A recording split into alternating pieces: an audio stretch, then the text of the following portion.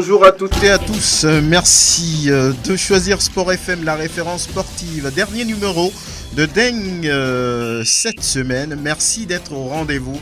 Vous faites bien de nous soutenir, continuez. Dengue de Sport évoque la finale nationale ce samedi entre Unisport et Ifodié, la finale nationale de la D2. Bien sûr, que dire de la réaction d'Agoua qui a saisi la commission d'éthique? On en parle. On va regarder un peu du côté de la Pologne où a lieu le mondial des moins de 20 ans. Nous verrons un peu ce que font les représentants africains, notamment le Sénégal. Dengue de Sport invite aujourd'hui Aristide Kouevidien, Jacques Pekemsi et Prosper Agboklou. Nous n'oublions pas de vous dire que la vidéo de cette émission est assurée. Et l'affaire de Elam Adovan, une vidéo que vous pourrez retrouver sur le www.radiosportfmtg.com. Dengue de Sport, mise en onde à NASPM. Je suis Franck Nouniaba. Et merci de choisir la référence sportive Sport FM pour Dengue de Sport, le dernier numéro de la semaine.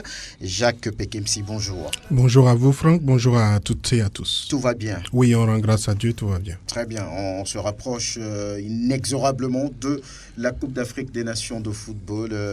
On commence tout de suite avec le calendrier du week-end, la 9e journée au niveau du championnat Lomé Golf de basketball Grégor Ratignon. Ce samedi, à 13h30, UBC affronte Flamme Sandé de hommes. Chez les dames, CBS défie Racing Club à 15h. À 16h30 en première division hommes, Fighters va en découdre avec Melton Pot. À 18h, gros duel entre le leader dynamique togolais et Swallows. Dimanche, NDB s'oppose à Blue Star à 13h30 en D2 hommes. La modèle joue face à Swallows en dames à 15h. À 16h30, la modèle toujours se mesure à CBS. Puis à 18h, l'étoile filante donne rendez-vous à Attrape. Tous ces matchs se jouent au stade municipal terrain de basketball. Nous y serons forcément la 9e journée du championnat Lomé Golf Senior de basketball. Très intéressant comme chaque week-end. Voilà, la balle orange tourne là-bas. Alors, on va tout d'abord parler un peu des dames qui ont reçu leur récompense après le tournoi UFOA B. Mais c'est intéressant quand même à l'arrivée. En tout et pour tout, je crois que les filles ont reçu 300 000 en tout et pour tout. Il y a quelques semaines ou bien quelques jours seulement, on dénonçait le fait de ne pouvoir donner que 100 000 aux joueuses ou bien 50 000, puisque entre-temps, il semble que le président lui-même a offert 100 000, 50 000 à chaque joueuse. Donc on avait un tout petit peu dénoncé, maintenant c'est fait. On leur a rajouté 200 000. Ouais, c'est bien. Oui, moi je crois que c'est une bonne chose parce que on a vu comment ces filles se sont battues du côté de la Côte d'Ivoire pour au moins revenir avec une victoire, et je crois que c'est assez mérité de la part des autorités de pouvoir penser les récompenser, parce que c'est aussi cela, c'est en le faisant qu'on peut encourager ces jeunes filles à faire plus que ce qu'elles ont fait, parce que au-delà de cette victoire, je crois que ça leur permet de se remettre maintenant sur de bonnes bases. Et comme je le dis, maintenant, on a réussi à les mettre dans de bonnes conditions, comme on le dit. Le reste, ce sera maintenant d'enchaîner avec les compétitions, d'organiser le championnat de la meilleure des manières, d'organiser la discipline même, surtout du côté des dames. Il faudrait qu'on puisse arranger les choses pour que la sérénité se retrouve et l'optimisme surtout au niveau de ces filles, parce que moi je dis, elles ont la capacité de le faire, elles ont la possibilité, elles nous ont démontré lors de la dernière rencontre du tournoi de l'UFOA B des dames, et je crois que si on les motive de cette manière, ça peut leur permettre de viser plus haut que ce qui est aujourd'hui. Et je crois que si on s'était arrêté à la première somme, tout le monde continuait par crier cette situation, parce que ce serait quand même inadmissible qu'on puisse remettre des sommes assez dérisoires à ces filles qui sont quand même des ambassadrices, que ce soit, même si c'est en Côte d'Ivoire qu'elles sont allées, elles ont défendu les couleurs du Togo avec leur potentialité, avec leurs moyens, parce qu'elles n'avaient pas de compétition comme cela, mais elles sont allées avec leurs armes, elles ont montré ce qu'elles peuvent faire, et je crois que c'est en continuant par leur donner des moyens, en continuant par les motiver, qu'on peut faire grandir une nouvelle génération de joueuses qui feront la fierté du Togo. Maintenant, 200 000, certains diront oui, c'est bon, mais le Togo peut encore mieux faire, peut-être dans les prochaines compétitions. Il faut d'abord s'organiser. Il ne s'agit pas de choisir des joueuses, aller jouer et puis à la fin, on leur donne des primes. Mais maintenant, il faut mieux organiser les choses pour qu'on puisse chercher de meilleurs résultats. De meilleurs résultats par la suite, Edwige Apedo. Bonjour, bonne arrivée. Bonjour Franck, bonjour à tous. Vous allez bien? Oui, je vais bien. La couleur bleue, pour vous, c'est quoi? Quoi? De l'espoir. Le bleu de l'espoir. Le bleu aussi, c'est l'espoir. C'est l'espoir pour les filles. Ah, pour les filles, très bien. Alors, les filles, justement, elles ont reçu 200 000 francs en plus, hein, mais c'est bien. Bon, c'est mieux que zéro. Parce qu'elles ont eu avant au total 100 000, ça veut dire 50 000 en Côte d'Ivoire. Et quand elles sont arrivées, 50 000 également. Maintenant, la dernière fois, la fédération a complété cette prime avec 200 000. Ça fait 300 000 en tout. Je pense que c'est mieux pour les encourager parce qu'on sait comment elles se sont préparées pour y aller. Au moins, elles ont gagné un match. Donc, il faut au moins féliciter ces filles et les encourager à continuer sur cette lancée. Maintenant, j'ai écouté Franck, Jacques. Il faut réorganiser les choses au plan national parce qu'il ne faut pas attendre une compétition pour engager le Togo chez les filles. Aujourd'hui, on a, je ne sais même pas, on est au championnat 2017-2018 et à la phase retour. On n'a même pas encore fini pour attaquer le championnat 2018-2019 pour parler du championnat 2019-2020 que les hommes vont bientôt démarrer. Avec les filles, on gère un peu plus mal, excusez-moi, parce que moi, je ne vois pas un peu de sérieux avec ces filles-là parce qu'elles ont de la capacité. Mais il faut juste bien organiser les choses autour de ces filles et puis ça va aller. Maintenant, au niveau de la fédération, on dit qu'on essaie parce qu'ils n'ont pas assez de moyens. Ils attendent l'aide de l'État, mais l'État aussi ne réagit pas souvent très vite.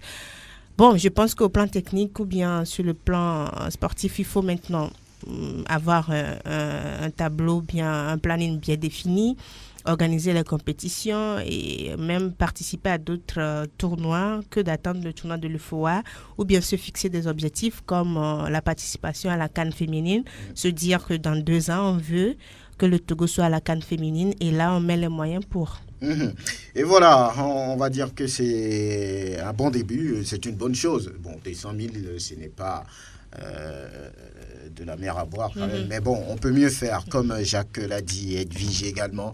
En tout cas, faites bien la fête, les filles. Et si non, vous c'est vous souvenez, peu. Si vous parce qu'on donne un peu à papa, à maman et tout, c'est fini.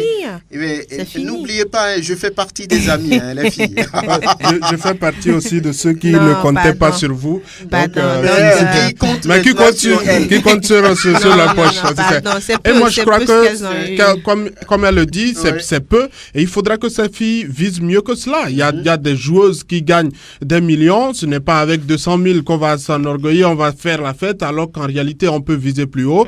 Voilà pourquoi je dis que la Fédération togolaise de football et que toutes les autorités sportives puissent faire quand même un travail assez intéressant pour pouvoir permettre à notre football féminin d'avoir du jus et d'avoir surtout de la compétition. Sinon, l'année prochaine, on va se retrouver avec les mêmes difficultés, les mêmes défaites. Et au moins cette année, nous ont privé des 3 défaites, 3 matchs. Mais je suis sûr que si on n'enchaîne pas avec des compétitions, on risque de baisser encore en niveau. Voilà, on a parlé de vous les filles. À très très bientôt. On parle des Jeux de la plage. Les Jeux de la plage, c'est pour bientôt au Cap-Vert. Et le CNO Togo, le Comité national olympique togolais, en a parlé aujourd'hui au cours d'une conférence de presse. Edwige Apedo, que retenir à quelques jours de cette compétition? Il faut juste dire que le Togo est prêt pour les Jeux de la plage, les premiers Jeux d'ailleurs, les premiers Jeux africains qui commencent le 14 juin prochain à l'île de Sal au Cap-Vert. Dans 2 semaines. Dans 2 semaines, dont le Togo sera dans 7 disciplines. Donc les athlètes, avant on avait quelques difficultés au niveau du CNO, il y avait quelques difficultés par rapport au passeport de certains athlètes qui n'ont pas le document et autres, il faudrait refaire ça. Maintenant, c'est fait, tout est prêt. Donc, voilà, le Togo est prêt pour... bon, je vais dire les athlètes togolais sont prêts. Donc, cette discipline, avez-vous dit quoi, par exemple? Il y aura du beach volley, du hand. Il y aura le beach volley, le beach hand, le basket 3 contre 3, l'aviron cocotier. Il y aura le karaté kata individuel, il y aura la natation, il y aura l'athlétisme. Voilà. Alors, comment est-ce qu'ils se préparent? On les a regroupés ou bien chacun se prépare à son niveau? Ça s'organise au niveau des fédérations parce que c'est depuis 2018 que la CNOA a décidé de lancer ses premiers jeux.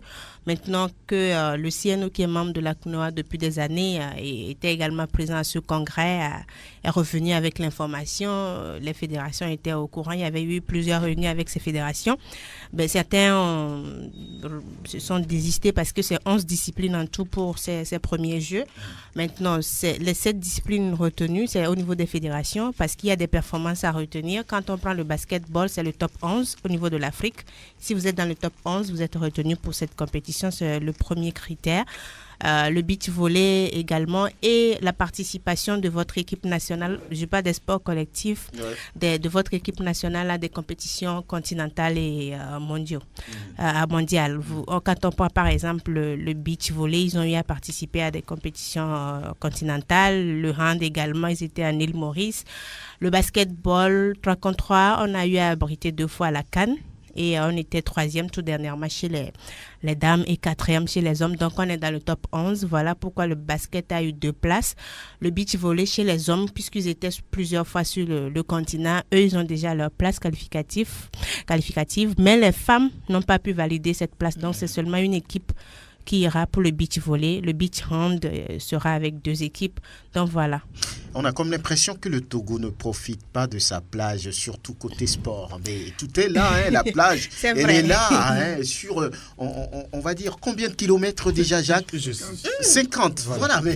Mais visiblement, on n'en profite pas. Tout à fait, c'est le constat réalisé par la CNOA, parce qu'il y a des pays qui ont la plage, mais qui ne mettent pas en valeur ces plages. Mais quand vous prenez les pays du Maghreb, eux, ils sont plus spécialisés dans ces sports de la plage. Je vais parler du beach volley, du beach hand, du basketball 3 contre 3 sur la plage et autres, l'aviron, la natation.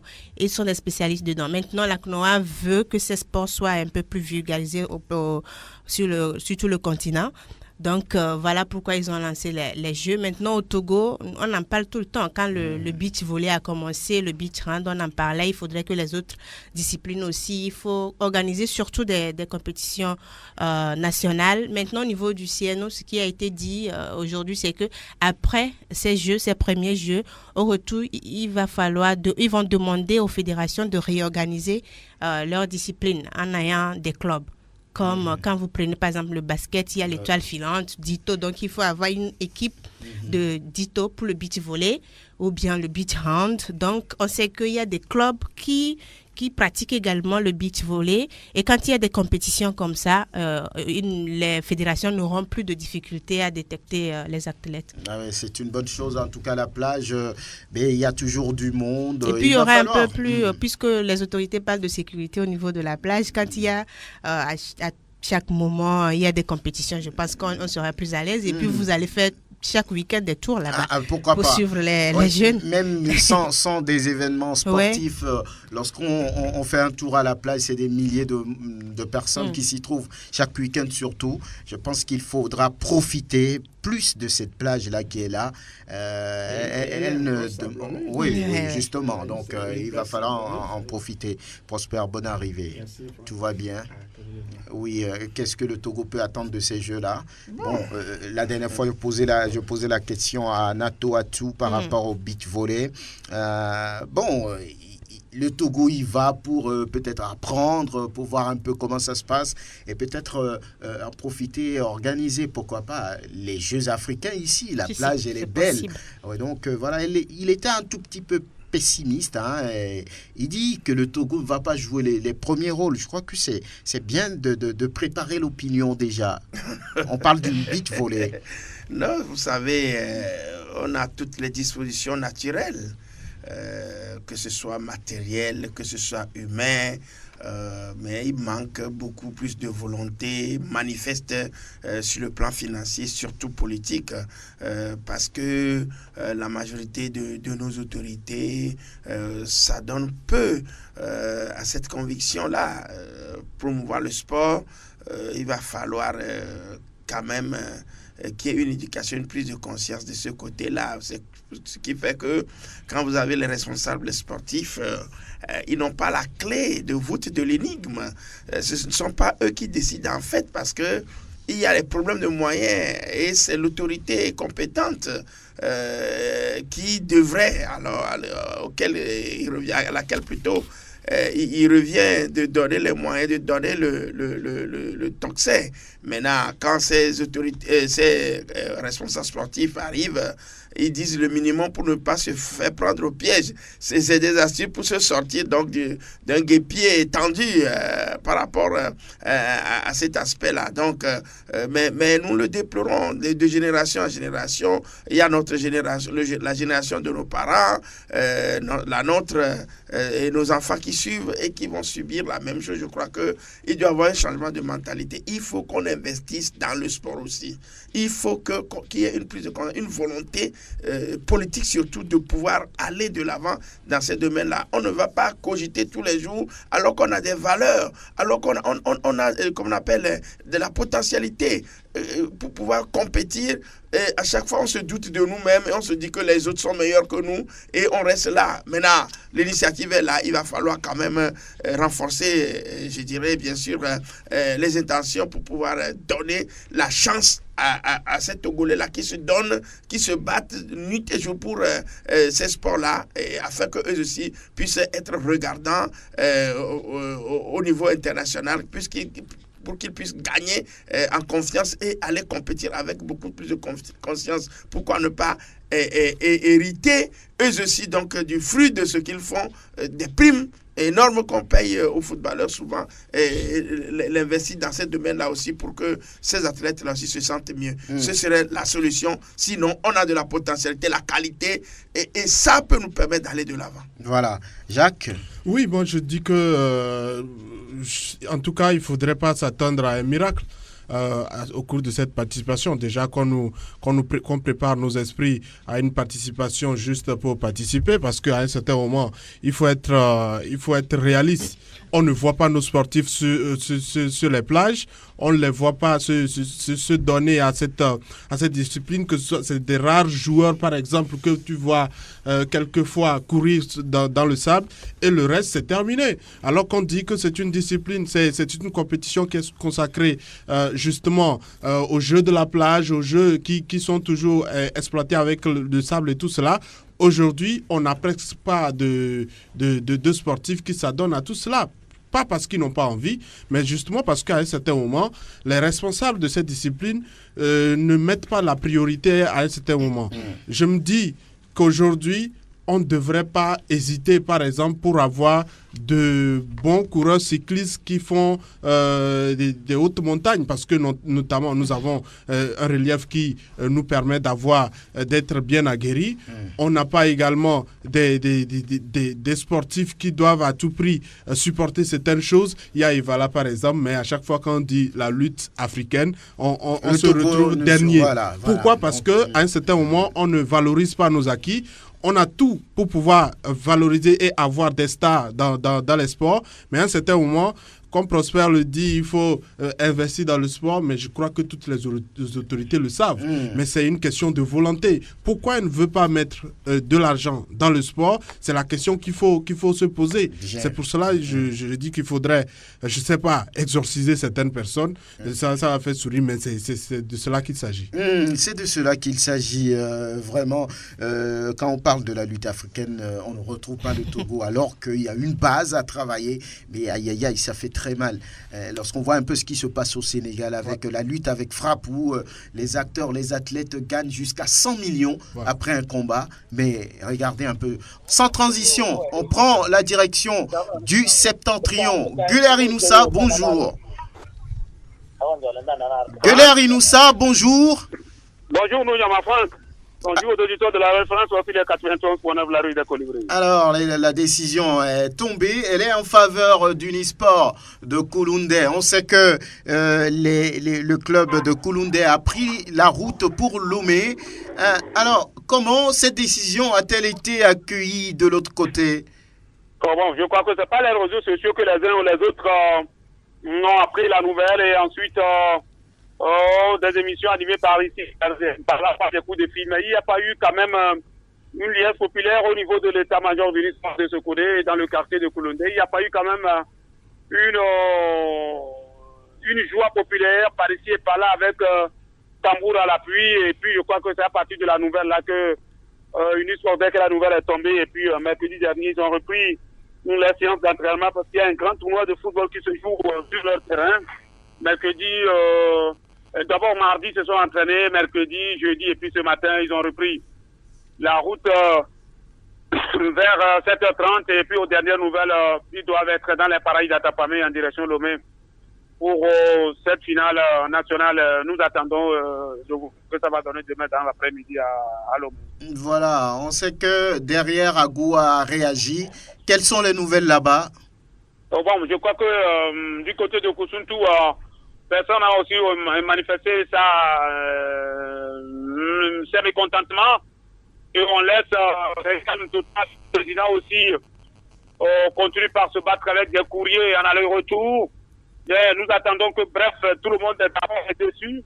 Et ensuite, pourquoi la décision de la commission, le recours n'a pas été publié. Ensuite, cette décision, comme disaient certains, c'est une décision de la Fédération togolaise de football, une décision prise par le colonel Akobi, c'est pas dicté, où le professeur dicte, les élèves écrivent, c'est ce qui a été fait entre la Fédération togolaise de football et la commission de recours. On a dicté, la dame n'a fait qu'écrire la décision, la volonté du colonel Akobi et du reste des membres de la Fédération togolaise de football nous a laissé attendre un supporter d'Agua Football Club de Koussountou, Nyamafan.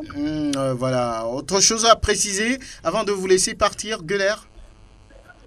Voilà, bon, je crois que pour le moment, ils ne perdent pas espoir par rapport au courrier envoyé. La fédération insiste sur cette finale qui va se jouer demain. Et après cette finale, jusqu'où il y aura ce problème, où tout simplement, Katania Moustapha va dire ce n'est pas encore notre moment, parce que quand vous revoyez un peu cette équipe de Koussountou contre Fouadam, contre Bikenti de Bafar, à Sokoto, où il y a eu des tirs de gaz lacrymogènes, au finish, la fédération décide autrement. Cette situation aussi arrive. D'abord la situation contre Tara Sport de Bafilo, où le temps est pratiquement fini, où on a joué encore plus de temps additionnel, où ils ont encaissé un autre but. Ils vont te dire que ce n'est pas encore notre année. Peut-être que l'année de Dieu sera notre année. Mais pour le moment, ils ne baissent pas la garde et ils continuent toujours par envoyer toujours des courriers par ici et par là. Mais il faudrait aussi retenir que par rapport à cette décision, ça a trop duré, tout le monde a perdu goût. Et finalement, tout le monde s'est dit que le choix est venu de la Fédération togolaise de football, pas de la commission de recours de la Fédération togolaise de football. Merci, Gueuler Inoussa. À très bientôt. On a le week-end, on verra bien si on peut se croiser quelque part. À très bientôt. Et voilà. On verra l'évolution des réactions par ici et par là avant la grande finale de demain après-midi au municipal de Lomé. À très bientôt. Et l'on parle justement de cette finale-là. Nous allons écouter l'analyse de notre confrère John Atisso. Tout de suite enchaîné avec la finale nationale, il y aurait plus d'engouement autour de cette finale. Mais la D2 Zone Sud a pris fin. On a connu le champion de la D2 Zone Sud qui est Ifodé. Ifodé a attendu longtemps dans cette affaire pour pouvoir connaître son adversaire. Et finalement, ce sont les hommes quand même de Unisport qui vont jouer cette finale face à Ifodé. Est-ce que ces joueurs sont dans les conditions optimales pour jouer cette finale? Oui, lors de la cérémonie du tirage au sort de la Coupe de l'Indépendance, il y a le représentant qui a dit que malgré la fin de cette saison et malgré cette affaire également, il y a des joueurs qui s'entraînent et qui auront à jouer des matchs amicaux. Oui, mais est-ce que tout cela va permettre à l'équipe d'être dans de meilleures conditions pour pouvoir jouer face à Ifodé? Oui, également, quelle sera la condition physique d'Ifodé? Et cette équipe a attendu pendant pratiquement 2 voire 3 semaines pour connaître son adversaire. C'est pour cela que je dis qu'il n'y aura pas tellement d'engouement. Ça sera tout juste un match, une finale pour avoir le nom du champion national à la fin. Mais après ça, je crois que ça sera une saison ratée pour l'FTF. La réaction de John Atisso par rapport à cette finale-là, oui, Jacques qui est favori? Je sais même pas si les gens ont envie de suivre cette rencontre. Non, mais pourquoi pas? Ouais, mais vous savez, quand un match se joue dans de bonnes conditions, tout le monde est dans l'enthousiasme, on peut faire l'analyse qu'on veut et tout cela. Mais quand, par exemple, vous savez même pas quand est-ce que vous allez disputer un match et quelques jours avant, on vous dit, bon, c'est vous qui avez gagné, ça fait donc quand vous même jouez. une semaine qu'ils savent que cette finale va se jouer. Bon, qu'est-ce que ça va faire à Unisport et il faut dire de pouvoir faire le spectacle demain? Dans tous les cas, ils seront sur le terrain, ils vont jouer, mais est-ce qu'il y aura du spectacle? Est-ce qu'il y aura du jeu? Je ne pense pas. Parce que d'abord, il faut dire sur le plan psychologique a été usé parce que vous préparez un match, vous ne savez pas c'est quand, et puis après, vous ne connaissez même pas votre adversaire pour pouvoir établir votre stratégie de match et tout cela. Voilà pourquoi je dis que c'est assez difficile pour juger un peu celui qui sera favori. Mais comme on le dit, on pourra quand même se dire qu'il faut dire, pour n'avoir pas été dans cette dispute de première place dans la zone A, peut se dire quand même qu'ils ont eu tout le temps pour préparer ce match. Et puis bon, je dirais qu'il faut dire pas avec peut-être un avantage psychologique. Maintenant, Unisport viendra sur le terrain, certains diront c'est peut-être les gens qui ont été favorisés par la Fédération togolaise de football et tout cela, mais la réaction et la bonne réponse sera sur le terrain parce qu'il faudra pour eux également de pouvoir montrer qu'ils méritent la première place de la zone nord, et je crois que c'est important, mais comme je le dis, l'hésitation et la fin ou jusqu'à présent la situation dans laquelle se trouve ce problème dans la zone A fait que cela ne favorise pas vraiment cette équipe d'Unisport. Voilà, il semble qu'il faut dire à continuer les séances d'entraînement. Pas le cas d'Unisport qui était beaucoup plus trempé, on va dire, dans la résolution par rapport à ce litige. Edwige Pédo, quoi qu'on dise, cette finale va se jouer demain. Vous pensez que c'est déséquilibré? Parce que vous savez, cette affaire, ça a duré. Je pense que ça fait 2 mois, non? Oui, ça fait pratiquement 2 mois que l'affaire, le dossier était à la fédération.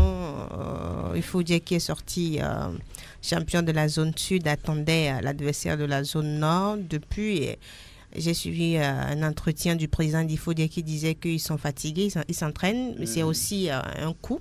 Ouais. Parce que vous savez combien ils ont eu pour cette saison, ce n'est pas trop ça. Maintenant, 2 millions. Non, il paraît qu'ils ont complété, que l'État a donné sa part, c'est ce que j'ai appris. Bon, je l'ai pas appris. Bon, c'est ce que j'ai appris. Quand donc, ils ne vous disent pas. C'est ça. Quand mais c'était après. Mais c'était après. La saison est finie. Donc voilà. Maintenant, au niveau de la zone nord, Unisport, le plus souvent, c'est avec des élèves et que Unisport évolue. Maintenant, Unisport ne savait pas s'il devait venir ou pas parce que la fin, on ne savait même pas à quel moment la décision sera prise ou publiée. Maintenant que c'est Unisport qui va jouer face il faut dire, je ne m'attends pas trop à un spectacle demain parce que ça ne serait pas ça du tout. Même si il faut dire s'entraîner depuis, attendait son adversaire de l'autre côté. J'ai écouté tout à l'heure Gueuler. Ils se sont entraînés quelques jours seulement pour venir affronter il faut dire pour la D2 nationale. Ce n'est pas pour une journée de championnat, c'est pour une finale, c'est pour une coupe. On va voir ce que ça va donner demain. Prosper Agboklou, vous faites partie, vous, de ceux qui n'attendent pas grand-chose de cette finale. Et derrière, il y a la réaction d'Agoua qui a demandé que cette finale soit annulée, qui pointe du doigt le colonel Guy Kossi Akbovi et qui dit beaucoup de choses dans ce qu'il a demandé à la commission d'éthique. Oui, vous. Oui, moi, je sais, ma position, c'est un non-événement. Il y aura un match demain. Bon, c'est ça, ceux qui le pensent ainsi. Pour moi, la fédération a organisé un match, c'est son droit, c'est son plein droit d'organiser un match. Il le fait, dans quelle intention, mais je sais que les choses ne sont pas allées comme il le fallait. Il y a eu une violation flagrante des lois, des statuts du code disciplinaire et du code éthique. Est-ce qu'on peut donner du crédit à cette sortie d'Agoua finalement? Est-ce qu'elle ne risque pas de tomber dans les oubliettes? Ça peut changer quelque chose? Moi, je dis, la loi est faite pour être appliquée. Que cette position d'Agoua l'enfonce ou ne l'enfonce pas, je crois qu'on doit toujours lutter pour la manifestation de l'application des tests. Je crois en avril 2016, Agoua et Unisport ont voté le même test et ils ont compris ce que contenaient ces tests-là.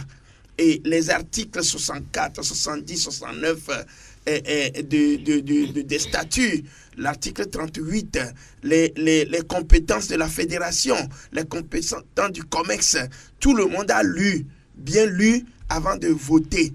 Et le colonel Akpovi a paraphé. Et c'est sous sa tutelle que tout ça a été fait. Maintenant qu'aujourd'hui, on me dise que, contrairement à l'application de la loi, on trouve qu'il y a un parallélisme des formes à faire parce que quelqu'un aurait triché et qu'il faut outrepasser la loi pour pouvoir prendre d'autres décisions. J'ai lu pratiquement tout le courrier de Agoua, et c'est maintenant que j'ai compris que il y a une manifestation, une lutte qui s'engage, parce que depuis que Agoua ne s'exprimait pas, je me suis dit que ou bien c'est parce que les accusations portées contre elle étaient vraies, parce qu'on aurait dit qu'elle a soudoyé les juges, elle a fait ça, on a relevé un certain nombre de choses, et on nous a dit que si Agoua se prononçait, on exposera ces choses-là au vu du public. Donc moi, je veux maintenant que Agoua s'est exprimée et elle a relevé un certain nombre de choses que moi, j'ai estimé qu'on doit faire. Comme quoi? Allez-y rapidement. Oui, par exemple, quand elle revient sur les articles qu'on appelle les 64, où il est dit tout simplement que, qu'on appelle les commissions juridictionnelles sont tous à fait du devoir du Congrès. Rien que le Congrès qui ne peut révoquer. Le Congrès peut réélire et révoquer. Et que ça ne ressort pas des griffes de la Fédération. Quand vous prenez l'article 26, elle parle aussi de la compétence du Congrès. Ce que le Congrès doit faire, ce que la Fédération doit faire. On n'a pas le temps pour revenir sur ces choses-là. Mais je crois que si chacun a le devoir de la manifestation de la vérité et non du cœur. Parce que je ne veux pas que les gens croient que... Oui, terminé. Qu'on pense avec le cœur. On pense avec les textes. Bien. Le colonel n'a pas le droit. Je dis, je ne lui intime pas de l'ordre, mais selon les textes, le droit de prendre parallèlement des dispositions. Et ça, ni plus. Pour terminer, je voudrais dire, si on nous dit que Unisport, je le dis à l'endroit des supporters de Unisport également, je ne suis pas contre ce club-là. Je veux que les choses se passent dans les normes. Aujourd'hui, il n'y a pas d'engouement autour de cette finale. Si, tant est que on se donne rendez-vous demain, oui, on verra. On verra, bon, oui, d'accord. Oui. Mais je dis, si tant est que il est dit que Unisport n'a pas 22 millions pour aller au TAS, vous pensez que le fait d'aller au TAS, c'est négatif parce que si Unisport... Vous ne terminez jamais. Oui, je termine là. Si Unisport va au TAS et qu'on appelle, elle gagne le procès, que va-t-il passer? Bien. On va lui rembourser les frais et plus les dividendes. Maintenant, on nous dit que ce n'est pas vrai. Maintenant, on envoie Agoua lui au TAS. Bien. On fait 2 poids 2 mesures. C'est unique. Très bien. On se donne rendez-vous demain au stade municipal pour voir s'il y aura du monde ou pas. Oui, Aristide Kouévidien, bonne arrivée. Imam, vous êtes en noir, boubou noir, brodé. Oui. Vous avez prié aujourd'hui. C'est vendredi, oui. Imam, oui. Mais c'est imam à l'approche de la fête des musulmans. Notre propre mosquée. Il est en train de se préparer pour manger les trucs des gens. Il faut laisser ça, on connaît ça. Il faut leur dire imam quelque de chose. Quoi? Non, mais je suis en tissu batik, imprimé Nadiaka. Voilà. C'est la culture. La culture africaine. Oui, c'est une image de la culture africaine. Non pas forcément forcément pour exprimer le deuil, non pas forcément pour exprimer... Ailleurs, le noir, ce n'est pas le deuil. Oui, évidemment. Moi, le noir, c'est ma couleur préférée. Bien entendu. Donc, on comprend. Et donc, il m'arrive par moment de faire plaisir à cette dame avec qui j'ai travaillé récemment sur un projet. Donc, voilà. Donc, ce vendredi, j'ai choisi d'être dans le noir. Voilà, donc il ne peut pas être imam.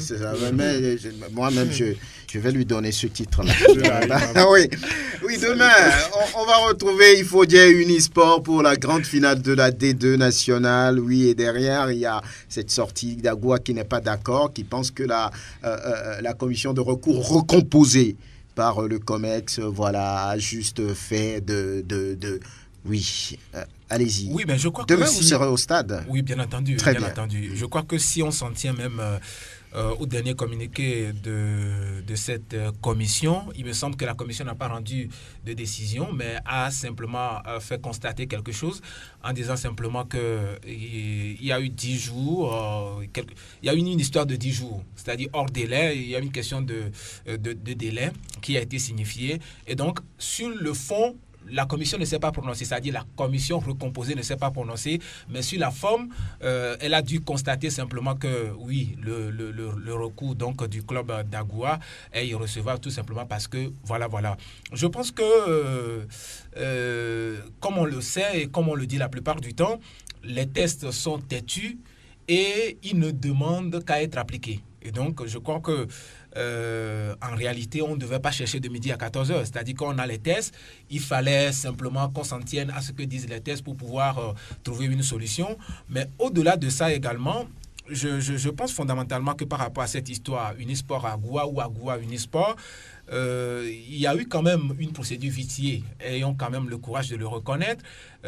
Mais c'est la façon dont les tests ont été rédigés qui prêtent parfois à confusion. Je pense que les tests en l'état actuel ont quand même des insuffisances, traînent des insuffisances, et si j'ai bonne mémoire, ces tests ont été rédigés d'ailleurs par le comité de normalisation 2, dirigé à l'époque par des personnalités telles que l'ancien ministre Freitas ou encore le ministre Benawala ou le doyen Aimé Épée. Le ministre actuel également, non?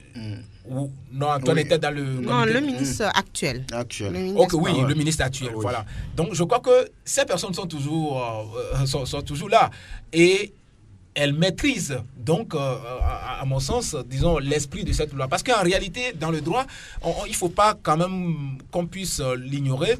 Il y a la loi et l'esprit de la loi. L'esprit dans lequel le législateur, en pensant faire les choses, parce qu'on constate une insuffisance quelque part. C'est-à-dire que les tests sont muets sur un certain nombre de choses.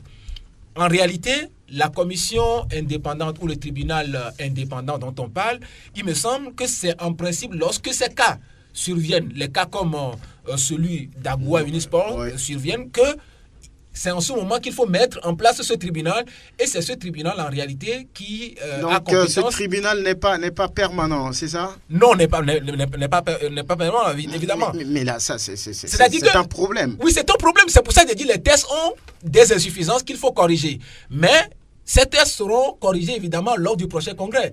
Parce qu'en réalité, ceux qui ont rédigé les tests, Aimé Épée est là aujourd'hui, les ministres dont on parle, ils sont toujours là, ils sont toujours en vie. Allez leur poser la question, ils vous diront quand même que voilà l'esprit dans lequel on écrivait le test. Ce qui fait qu'aujourd'hui, il y a un problème d'interprétation par rapport à ça. Normalement, les tests ne devraient pas être confrontés à ces situations. S'il faut faire les tests en tenant compte de l'esprit, ou bien mais il faut poser les tests pour qu'ils ne posent pas de problème demain. Évidemment, ça veut dire qu'il y a dans le monde entier, il n'y a aucun test qui est parfait. Ça veut dire que c'est lorsqu'il y a, par exemple, les cas qui se posent, qu'on se rend compte que, en fait, on devrait écrire ceci, mais on ne l'a pas fait. Et cela permet, c'est pour ça, il y a d'ailleurs les congrès extraordinaires. Voilà. Donc, je crois que ce n'est pas aussi une erreur de la part de ceux qui ont rédigé les tests. Je vais chuter en disant simplement que, au-delà de tout, comme je l'ai toujours dit, quand on vous gifle, vous avez le droit de pleurer. Mais c'est aussi votre droit de ne pas pleurer. Aujourd'hui, on a giflé Agoua. Agoua dit, OK, je veux pleurer. De la même façon, il y en a, par exemple, qu'on a giflé et qui ont refusé de ne pas pleurer. C'est aussi leur problème. Et on ne peut en aucun cas demander, par exemple, à une justice d'être équitable.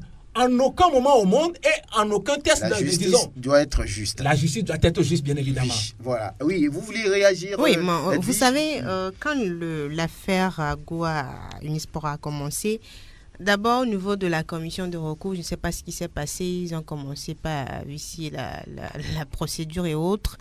Maintenant, au niveau de la commission de recours, on ne va pas revenir sur ce qui s'est passé au niveau de la commission. Mais vous savez, oui, on sait que le comité exécutif de la FTF a violé un temps soit peu les statuts en révoquant certains membres de cette commission de recours parce que c'est une commission juridictionnelle. On sait également qu'à un moment donné, il va falloir donner une décision. Il va falloir dire quelque chose par rapport à ça parce que ça traînait. Les gens demandaient à savoir qui est le champion de la zone nord. On ne sait pas pourquoi ça traîne. Parfois, dans des situations, quand vous êtes confronté à certaines situations, vous prenez des décisions, vous attendez après qu'on vous juge. Maintenant, la fédération a pris cette décision. Maintenant, elle attend à ce que le Congrès le juge, même la juge. Maintenant, moi, je dis, même si on fait encore des débats, ils ont pris leur décision. On attend l'Assemblée qui va arriver parce qu'il y a également les élections, ils iront en Assemblée. On attend pour voir ce que le Congrès va dire, si le Congrès va valider la décision de la FTF, du comité exécutif, ou bien dire à la FTF ou bien au COMEX que vous n'avez pas raison. On verra bien. Parce qu'on ne peut pas également attendre, on ne peut pas laisser passer tout ce qui se passe là. Voilà. Oui, puisqu'il y a toujours des rebondissements, il faut en parler. Voilà pourquoi on en parle. Oui. Jacques, vous... Oui, moi je crois, Franck, qu'on est en face de plusieurs dirigeants malhonnêtes et des dirigeants qui ne disent pas la vérité. Que ce soit des dirigeants d'Unisport d'Agoua ou de la Fédération togolaise de football et des membres de ces commissions, je crois que beaucoup de gens ne veulent pas dire la vérité et ils veulent tirer le drap vers eux. À un certain moment, il faut qu'on puisse reconnaître, parce qu'aujourd'hui, Aristide et autres parlent de la justice, des lois et autres, alors que tout le monde sait où est la vérité. Tout le monde sait, par exemple, que... Vous le savez, vous. Non, mais attends. Vous le savez. Si, par exemple, on dit à Agoua que vous avez votre plainte est venue hors délai, est-ce que Agoua ne connaît pas le délai? Est-ce qu'aujourd'hui, si on lui présente les tests, il ne va pas reconnaître que j'ai déposé la plainte tel jour et que c'est hors délai? Et puis, si c'est hors délai, là, vous reconnaissez, vous rentrez chez vous et puis vous recommencez une nouvelle saison. Mais du moment où vous refusez, vous dites que je suis toujours dans les délais alors que les tests disent que vous êtes hors délai, ce qui veut dire que vous êtes dans la malhonnêteté. C'est de ça qu'il s'agit. Il faut à un certain moment que des gens soient reconnaissants. Ça y est, vous reconnaissez que oui, vous accusez quelqu'un pour avoir fauté, mais que vous-même vous êtes coupable parce que vous n'êtes pas vite arrivé. Si vous n'êtes pas vite arrivé, vous ne pouvez plus vous perdre parce qu'on a déjà fermé la porte. Alors à un certain moment, il faut que des gens puissent dire la vérité. Il faut également qu'au niveau de la Fédération togolaise de football, qu'on puisse cesser d'instrumentaliser des gens, de nommer des gens pour juste arranger les choses, ou que des membres des commissions puissent tirer le drap vers eux parce que justement ils sont proches de tels responsables ou autres. Il faut dire les choses claires parce qu'on est dans un jeu et dans un jeu on s'amuse. Et quand on s'amuse, il faut quand même à un certain moment être équitable. Et vous savez, vous dites juste et tout cela, mais quand on dit qu'il y a une vérité, il n'y a pas deux vérités. Il y a une seule vérité et tout le monde sait. Tous ces acteurs le savent et à un certain moment, moi je dis que c'est une question d'argent, c'est une question de choses qui se jouent et nous on est dans les plateaux, dans les 4 murs. Très bien. Oui. Ça se joue ailleurs. Oui, on a 30 secondes. Oui, moi, vous dépassez les 30 secondes. Je suis d'accord que l'on pense aujourd'hui de la manifestation de la volonté de la fédération de prendre des dispositions. Je vous dis, si clairement la fédération dit que Agoua a fauté pour tant, quand on était allé les explications qui ont été données ne sont pas focalisées sur délai de 10 jours. On n'a pas focalisé ça sur ça. Maintenant, si vous regardez toutes les procédures qui ont été dites dans ce procès, vous allez voir que manifestement, la question même se trouve ailleurs. La question de la volonté du COMEX de pouvoir refuser la voie Agoua se trouve ailleurs. Et quand vous regardez à peu près ce que moi je dis, s'il y a une loi qui est là parce que quelqu'un l'a enfreint, il faut appliquer les tests. Je regardais. Excusez-moi. Attendez. Je voudrais dire. C'est ces tests-là que certains ont bafoué, non? Non, je dis. Ce n'est pas parce que quelqu'un a bafoué les tests qu'on doit continuer par les bafouer. Bien. Il n'y a pas de loi organique. Quand vous prenez, par exemple, une décision qui a été prise par une commission régulièrement établie, et qu'aujourd'hui on vient, la même personne, regardez si vous prenez la directrice. Non, écoutez, je vais terminer. La présidence, non, je dis qui respecte maintenant les tests. Oui, donc en prenant les dispositions parallèles, la fédération respecte les tests. On ne peut pas laisser aussi la commission valider des choses qui ne sont pas correctes. Écoutez, si la commission a validé quelque chose qui n'est pas propre, les tests disent les voies qu'il faut passer, par lesquelles il faut passer. Bien, c'est déjà fait.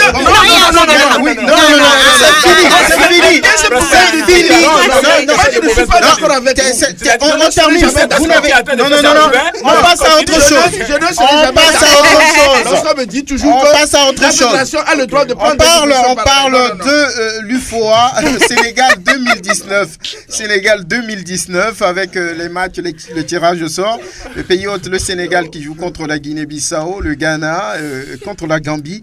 Et le Nigeria pour le Togo. Aïe, aïe, aïe. C'est bon. C'est bon. Maroc, Libéria, Mali, Niger, Côte d'Ivoire, Cap-Vert, Burkina Faso, Mauritanie, Guinée, Bénin. Voilà, on va y revenir certainement. Merci Jacques Pekemsi.